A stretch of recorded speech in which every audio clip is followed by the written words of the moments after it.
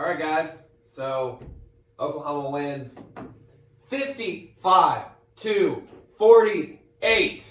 Holy shit. You dodged a bullet. I dodged a bullet, and You I don't have to get a tattoo. Crazy. You were shaking like a dog trying to shit a peach seed. I was. So last year in 2020, when it was the 4 overtimes, that one was really stressful. This one, I had a tattoo on the line, so I would say it was extremely stressful. But this year's game was way more badass than last year's game. I do want to ask you real quick, what were you thinking when Oklahoma was down 28-7? Were you looking at fate right in the eyes? So when we were down 28-7, and they just threw that bomb over the center for a touchdown, God, I told myself, I said, this game is over completely if they score one more touchdown. I had some faith. I really did. And I'm not just saying that because Oklahoma won. You know what I mean? Like, oh, I knew the whole time that Oklahoma... No, I didn't know the whole time.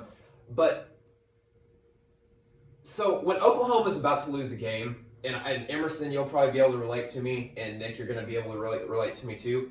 When Oklahoma's about to lose a game, you can feel it in the air about the third quarter, mid-third quarter, so you can kind of feel it. You don't want to admit it to yourself, but you can feel that Oklahoma's about to lose this fucking game. right. This wasn't one of those games where I felt that quite yet. You knew they still had a shot, but they'd have to make a lot of plays in order to do so. Exactly. And I wasn't sure if we were going to have like an 11-point deficit the whole game. I don't know. That's what I was thinking was going to happen. Emerson. Hello.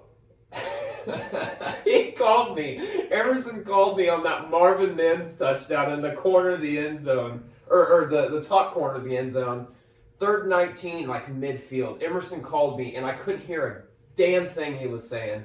It was just screaming the whole time, and I could hear Mims here and there. And then Adam, Yeah, I was pretty hyped. Yeah. At that point, like, the comeback was, like, in full swing. And, like, I hadn't lost faith. I knew that Oklahoma wasn't playing well. Yeah. And their defense was giving up a lot of on there. dumb, huge plays. That Worthy dude, that guy's a stud for Texas, first of all. Xavier Worthy, true freshman. Oh, God. They're going to have to... It's going to be fun watching him and Latrell McCutcheon for the next couple years. Oh, But yeah. it's going to be a great matchup. But he played a great game. But I never lost faith either. I knew that if Oklahoma just... They had kind of found a rhythm on offense. You could tell that the running game was getting established. And I just knew the defense had to play better, and I knew that they would. So by the time, Marvin caught that touchdown pass, it was full on, and I knew that it was gonna be exciting. Hey, still horns down all the way, but give Texas some credit. Dude. This might be the best Texas team I've seen in the past 10 years. No, absolutely. They looked prepared, and Yes. they came out on fire. Yes. They on did. fire. Their theme was all gas, no brakes. And you could tell they had a good week of practice. They wanted this game. They've been waiting for this game for weeks to come. And oh my gosh. Give it up to Casey Thompson. Bijan Robinson had over 100 yards in the first half. He was looking like Reggie Bush out there. And then, obviously, Xavier Worthy. Dude, he's probably the best. Bijan Robinson was really good in the first half. In the first half, Bijan Robinson was outstanding. Yes. Second he half, could not Oklahoma stop contained either. him very well.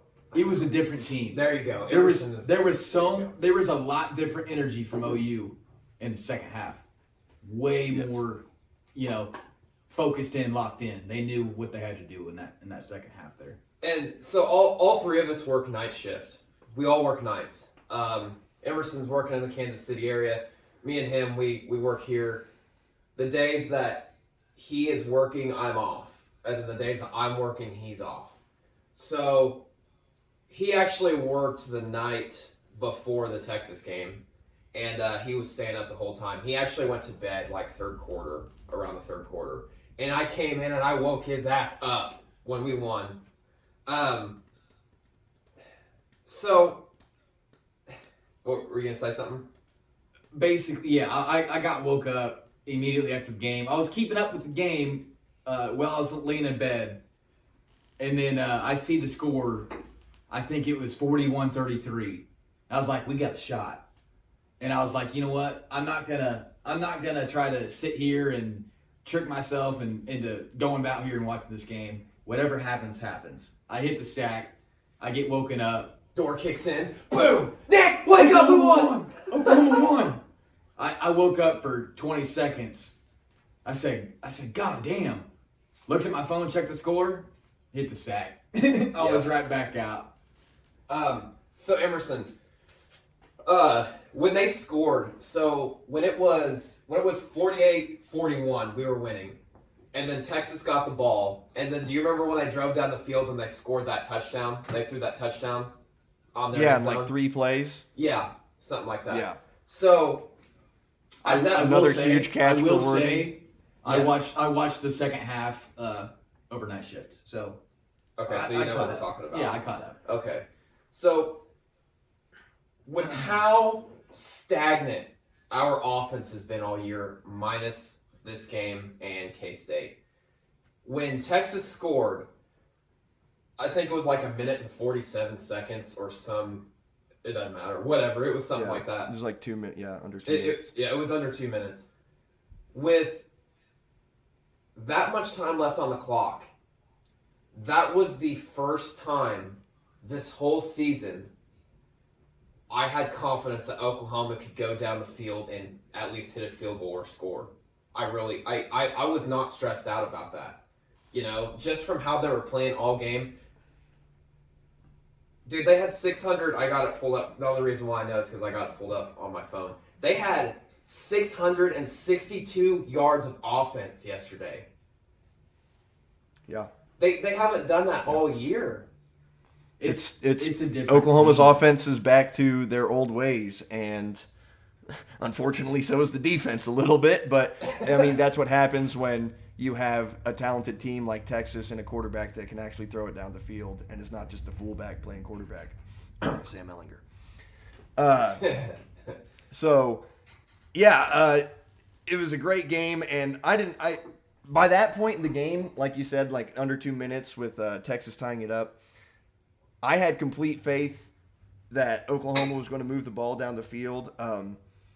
As long as Caleb Williams didn't keep on fumbling snaps, because that was getting terrifying. Emerson. But he played extremely well. I'm just nitpicking here. Exactly. But at least he could make a play witty after he fumbled it.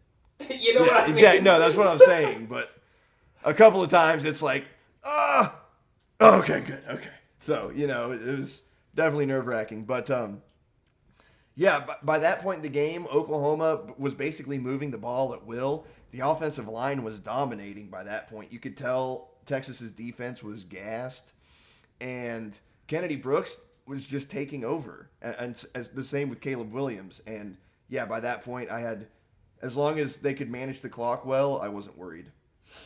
I think the O-line and you have the best kicker in college football with Gabe Burkage. I think we had a lot. We had a lot of, confidence as an O-line because the rush lanes are different rushing Caleb Williams rather than Spencer Rattler. Mm-hmm. And you could tell that. That. And, Williams was stepping up, too. Rattler hasn't done that all year. He just goes to his right, and he either gets sacked, throws it out of bounds, or he throws a 5-yard stop route. Or he throws a pick. But, I hope Spencer will. I hope he sticks with this team, assuming Caleb Williams is going to get the start, which I think he should. I expect Rattler to hit the transfer portal sometime if that's how the rest of the season goes, knowing Caleb Williams' potential here. What was weird to me, though, was Rattler walking out by himself, not celebrating with his teammates after the win. I get it. He's upset. You get benched. But I know you noticed that as well. You saw that picture. And I did. And this is just, I'm not sure if it's true or not. There was multiple pictures of Spencer Rattler walking off the field while the team was celebrating. I don't know why, knowing what we know about things. I'm not going to make a judgment just based off of that picture and just based off of somebody's caption. Right. So does it look bad? Yes. Is that what really happened? I don't know. If that is what happened, I think that's fucked. You know what I mean? At least, and I'm not, like I said, I'm not saying this really happened. When Baker Mayfield got the starting spot over Trevor Knight stuck it out for a year and was the backup quarterback and motivated the shit out of Baker, was there cheering the team on. You know what I mean? Trevor Knight was a team guy. He did transfer to A&M the next year, which rightfully so. You can't be mad at the guy. You got to do what's best for you as, in your career, whatever. But I don't know. I don't know if that's true or not. It was just a bad look. Spencer Rattler hasn't entered the transfer portal or anything, so no, he hasn't. Pump the brakes on that. And yeah. I saw him after the game, shaking hands with everyone, and I can understand his frustration. Yeah, and Lincoln Riley in the post game said that he doesn't know who the starter is going to be for next week. I don't know. It'll probably be a very interesting week at practice. I do feel bad for Spencer Rattler. I wanted to see him have success and take control of this team because he is a captain, and the team votes on that. So they obviously, you're not just going to be voted captain because you're a quarterback. You have to have leadership. So, I heard about that as well with Spencer leaving early. I saw on the broadcast that he was shaking hands. I didn't see afterwards when he went into the locker room. But if that is the case, then I would say that is probably not a good look as far as being a leader. But I don't know, maybe he had to get something looked at. Exactly. Or something. I don't know. So I'm not gonna judge just based off of that. You know what I mean? It is what it is. But all the credit to Caleb Williams. He stepped into the biggest environment in college football and played lights out. And he had some throws that literally made my jaw drop. Yeah, they were insane. What were you gonna say, Nick? Oh, I was just gonna say, whatever happens for Spencer, he still has great potential, and whether he stays here or he transfers out, he can still be a high caliber draft pick. I think he still has that type of talent. He's just got to work towards it. Yeah. He's still mocked up as a first rounder right now. If he goes this year. But as far as Caleb stepping in though, he looked awesome. He looked really good. Coming from a deficit too, and being that your first real time in game mode against Texas, and just living up to the hype, getting the ball downfield. We haven't seen that all year. Marvin Mims gets 2 touchdown receptions in the second half. That hasn't long had pass, one all year. That long one when he was 1-on-1 with the Texas DB, fucking caught it. You know what I'm talking about, Emerson? Mm-hmm. Yeah. And he knew where to put the ball too. He knew how to give his guys a shot, and that's huge. Like Marvin Mims needs that type of momentum going forward because he's that caliber of a player. I think our receiving core is elite. We just haven't been there yet. Yeah. See, that's another thing I was kind of thinking of. It's the difference between Spencer Rattler and Caleb Williams, just at a glance in the game, was that Caleb Williams was willing to take the shots downfield and give his wide receivers a chance. And when you have one of the best wide receiving cores in the country, why would you not take a gamble and say, "Hey, I'm going to throw it up"? And it worked. Like we haven't seen any 50-50. We haven't seen a lot of 50-50 balls from Spencer Rattler where it's like, well, it's my guy against a defender one-on-one. I'm going to throw it up and trust my guy to win the battle. You didn't see that from Spencer Rattler a lot, and you did from Caleb Williams. So and you do have that edge on a defender because you have that chemistry with your receiver. And granted, like Caleb really hasn't had a lot of opportunities to get in with this first string rotation, which is insane. Yeah. Yeah. Dude, it was just honestly I'm at the point now. Oklahoma's sitting at 6-0, and they got TCU next week, which that's going to be on ABC primetime. Hell yeah, in Norman. TCU put a stomping on Texas Tech yesterday, but whatever. I am at the point now, Emerson, to where. Excuse me. 15. Okay. I am at the point now to where I am comfortable with Oklahoma playing everybody else on their schedule with our offense. Like, I'm not stressed out every week like I was before. Now, granted, this is one game. We saw Oklahoma, Alabama, Trevor Knight light it up one game. The rest of the year, or the next year, it was a dud. This is different, and I can feel it. Yeah. You know, you're right. We've seen one game, but when you're stepping in for one game against a rival with 50-50 stadium split, that Texas team was prepared. Dude, they were, and we were right. We said that last week. Yeah, I said specifically, you know, if OU shows up in their standard mode that I've seen all season, we'll lose by 10 to 14 points. We're down 18 at half. That's just it. But, you know, it's going to be Williams' mobility. And that's what we saw. First play, he takes it for 66 yards. That's freaky athletic. And he's running, and he's looking behind him like, am I really doing this? He's freaky athletic. It's so crazy. And he didn't even have a chance to play his senior year due to COVID. It's true. He was an early enrollee. So, yeah. Yeah, Caleb Williams played an amazing game. It seemed like Spencer Rattler just wasn't. He hasn't been as the confident quarterback that we grew accustomed to in the back half of last year. Right. And same thing happened this year. He got benched in Texas, but unfortunately for him, this time it wasn't Tanner Mordecai coming off the bench. Mm-hmm. No disrespect to Tanner Mordecai. But he's tearing it up at SMU right now. He is also, yeah, he's tearing it up at SMU. SMU's a good squad this year. But, you know, this time it was Caleb Williams, and he does have that freak athleticism and that extra aspect in the run game that he brings. So I think you could tell that gave the offense a lot more options, even with a limited playbook, because, like you said, he isn't practicing with first-string guys, and there's probably a couple plays that Lincoln Riley might not feel as comfortable running with him, but it still gives them a lot of options. Yeah, and Emerson, Kennedy Brooks had a really big day. He was over 200 yards, 2 TDs. He had 80 more yards rushing than Bijan Robinson, so yes, I don't want to hear any of this Kennedy Brooks slander anymore. He's that dude. Sorry, go ahead. He's been that dude. That's what I was saying the first 4 weeks. Give him the ball and let him start. I agree. And look what they did.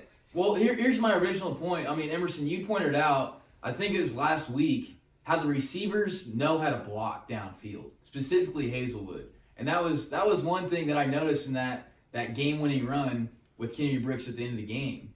Hazelwood is blocking downfield. Drake Stoops is blocking downfield. Braden Willis makes a huge block. That was a great block on Braden. He had a couple pancakes in that game. Braden Willis did. Yeah, and I agree. The downfield blocking was really good. I mean, you saw Hazelwood locked up with his guy 20 yards down the field at the goal line. That if you're Kennedy Brooks, you're just smiling into the end zone seeing that. You know. Yes. It's great team play. You know, and that's what you love to see, and that's why Oklahoma has always been so successful at running the ball. And that was a hell of a play call, too. Did you notice how he takes a direct snap, acts like he's going to pitch it to Williams? Yeah. Fakes the pitch. And if you watch, the linebackers all bit. They all took it, they waited a half second to see if Caleb got the ball, and that's the difference. Well, that's the difference in what it makes. Maybe I'm just biased, but maybe it's because they're from Texas. They bite on the fake. They want to win the game, but, they choke in the end. That's what Texas does. Yeah, I agree. Shitbags. So now, Oklahoma holds the nation's longest winning streak at 14. They are tied right now with the winning streak they recently had when they threw 16 of the 17, and Iowa State broke that winning streak. You know what I'm talking about? Yeah, I'm very aware of what you're talking about. Yeah, Nick went to that game. I mentioned that before, actually. Yeah, because Alabama went down last night. I was kind of hoping Nebraska would win last night, and they almost did, but they kind of choked in the Oh, end. I know. I was Did you watch that? rooting for Nebraska too. Yeah, I think we all agreed on that too. That Michigan would pull away, but it was going to be a close fought game. yeah, we did. And then you got, what was the score to the Alabama game? Lost by a field goal. 41-38. Yeah. Yeah, 41-38, I think. So, if that was a Big 12 game, they'd be like, oh, nobody's got any defense. Defense is, they're non-existent in the Big 12. 41-38, Alabama loses. Oh, that was a hard-fought game between two powerhouse programs out on the gridiron. Two high-powered offenses, yeah. Yeah. Well, and Arkansas and Ole Miss was 52-51 or whatever. Yeah. It's because the SEC is getting out of the Stone Age, just handing the ball off. Yeah. Yeah. Mike Leach has brought the spread to the SEC. Well, fellas, we can all agree that we got some gray hair from this Oklahoma-Texas game. Do you have anything, Nick? I'm very confident moving forward. I am too. I'll say that. Hell yeah. I'll say Drake Stoops had a clutch catch on that 2-point conversion, and also shout out to Spencer Rattler for keeping his composure and coming in on that play. I think they brought Spencer Rattler in because he's probably ran that play a lot in practice with the two, in situation drills for 2-point conversions. So I'm assuming that's probably why they brought him in for that play exclusively. But, he still made the throw and made the play, and Drake Stoops made a great catch. Marvin Mims had a great game receiving, reminded us all why he was a freshman All-American last year. Kennedy Brooks has found his groove again after taking a year off, and I think the offensive line is finally settled in and established, and we have a starting five that we can rely on. Oh, yeah. One more thing that we forgot to mention. We will now have 3 scholarship running backs to the roster because Marcus Major is now eligible. True. I totally forgot to bring that one up. Yes. So that's important. Just in time. Yeah. Well, Oklahoma now, for the first time. And Danny Stutzman's back. And Danny Stutzman played really well today. That is huge. Yeah, forgot about that one too. Oklahoma now has a 4-game winning streak on Texas, the longest since 2000 through 2004, which was a 5 years in a row. Yep. So, your ESPN tone went off. All right, well, 55-48. Last time I'm going to ask, Emerson, anything? Anything? You got anything? No, I think that's about it. Cool. Nick? Boomer Sooner. Boomer Sooner. Boomer's down. We'll see you Wednesday. We're going to do another video Wednesday. TCU, Oklahoma preview. See you later. Hi, I'm Adam Murphy, director and producer of Sooner Saloon. My name's Gabe Joyner. I'm the motherfucking sound guy. And we would like to thank you for watching and want to remind you to like, comment, and subscribe if you like our videos. Go. Smash that like button. Destroy that subscribe button. You know what I'm saying? Go out there, kill it. Cheers to that, bud.